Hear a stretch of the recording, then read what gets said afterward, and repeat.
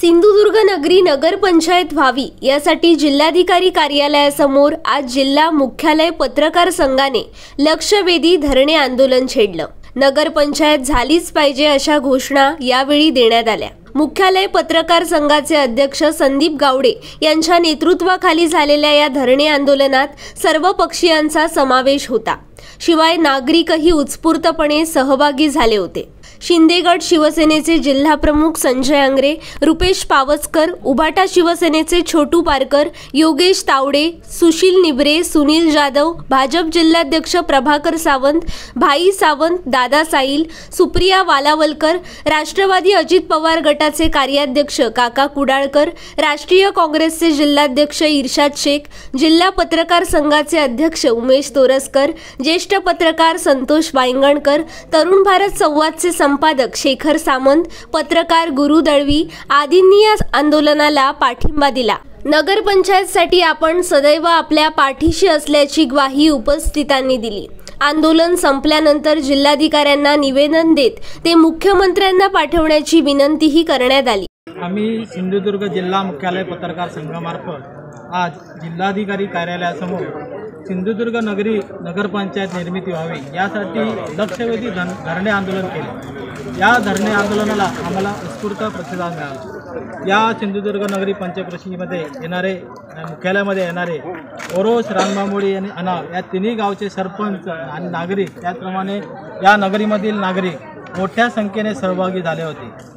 सर्वांच्या तीव्र भावना होत्या की सिंधुदुर्ग नगरी नगरपंचायत झालीच पाहिजे। कारण काय तर जिल्हा मुख्यालयाची निर्मिती होऊन 30 वर्षे उलटली, मात्र या ठिकाणी प्राधिकरण आहे। या प्राधिकरणाकडे विकास निधी नाही, त्यामुळे विकास खोळंबलेला आहे। कुठलेही विकास कामं होत नाही।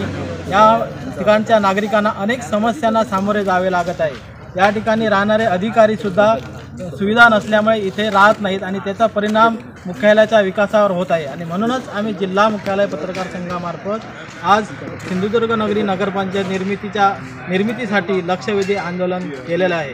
तर आज हे नुसते आंदोलन थांबणार नाही, तर आम्ही आज जिल्हाधिकाऱ्यांना निवेदन दिल्यानंतर आमची अपेक्षा आहे की पुढील 1 महिन्यात की सिंधुदुर्ग नगरी नगरपंचायतीची घोषणा व्हावी। राज्यकर्त्यांनी त्याची दखल घ्यावी, मुख्यमंत्र्यांनी दखल घ्यावी, इथल्या पालकमंत्र्यांनी दखल घ्यावी व घोषणा करावी। जर 1 महिन्यात कोणतीही कार्यवाही झाली नाही किंवा घोषणा झाली नाही तर आम्ही तीव्र स्वरूपाचे आंदोलन करणार आहोत। साखळी पद्धतीने लक्षवेधी आंदोलन करू, वेगवेगळ्या पद्धतीने आंदोलन करू, परंतु जोपर्यंत सिंधुदुर्ग नगरी नगरपंचायत होत नाही तोपर्यंत आम्ही शांत बसणार नाही, एवढे मात्र नक्की। पण शेतकऱ्यांचं कुठेतरी नुकसान होऊ नये यासाठी आपण सगळ्यांनी प्रयत्न करणं गरजेचं आहे। आणि येत्या नगरपंचायतच्या दृष्टीने जो विकास होणार आहे आणि वाढ होणार आहे त्यावेळेला असणाऱ्या ह्या पेन्सिल नोंदी त्यावेळेला सुद्धा त्रासदायक ठरणार आहेत। त्याच्यामुळे जसं आपण नगर विकास आपण घोडं पुढे रेटतोय त्याच पद्धतीने ह्या पेन्सिल नोंदी काढण्यासाठी सुद्धा आपण सगळ्यांनी प्रयत्न करूया, एवढं सांगते आणि मला बोलायला दिल्याबद्दल सगळ्यांचे आभार व्यक्त करते। पण असं जर झालं की एवढी मोठी क्षेत्र आहेत, म्हणजे मला असं वाटतं की 437 450 हेक्टरच्या कितीतरी पट क्षेत्र बाहेर आहेत आणि त्यामध्ये जर रिझर्वेशन पडलं तर लोक आधीच जो आपण म्हणतो की आपल्या जमिनी याने गेलेल्या आहेत तर तो एक मोठा किओस निर्माण होईल। म्हणून आपण या सगळ्या गोष्टीची स्पष्टता थोडीशी आपण घेतली पाहिजे आणि या गोष्टी कशा रीतसर होतील ते आपणच सगळ्यांनी बघितलं पाहिजे असं मला वाटतं। त्यामुळे 2 भाग आहेत, मुख्यालयासाठी प्राधिकरण नगरपंचायतीची निर्मिती होणे मुख्यालय क्षेत्रासाठी ते अति आवश्यक आहे आणि ती तातडीनं झाली पाहिजे। पण त्यामध्ये जर बाकीचं क्षेत्र आपण घेत असू तर त्याबद्दलच्या काही स्पष्टता असल्या पाहिजेत। प्राधिकरणाचं अस्तित्व न राहता प्राधिकरण त्यामध्ये विलीन झालं पाहिजे असं मला वाटतं। तरी सुद्धा याबाबत सगळ्यांनी साकल्याने विचार करावा।